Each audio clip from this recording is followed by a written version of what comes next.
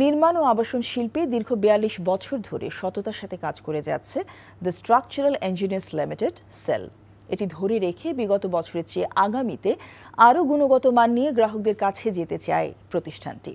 Orchid convention হলে sell Orchid পয়েন্টের আয়োজিত শুভেচ্ছা ও মিষ্টিমুখ অনুষ্ঠানে এসব কথা জানায় প্রতিষ্ঠানটির কর্মকর্তারা। এ সময় ব্যবস্থাপনা পরিচালক প্রকৌশলী মোহাম্মদ আব্দুল আউয়াল বলেন, সততা ও গ্রাহকদের সর্বোচ্চ সন্তুষ্টিকে প্রাধান্য দিয়ে নিষ্ঠার সাথে কাজ করে যাচ্ছে তারা। প্রায় ৩ শতাধিক প্রকল্প এবং প্রায় ৭,০০০-এরও বেশি ফ্ল্যাট গ্রাহকদের কাছে সেল করতে পারা পরিবারের জন্য একটি মাইল ফলক।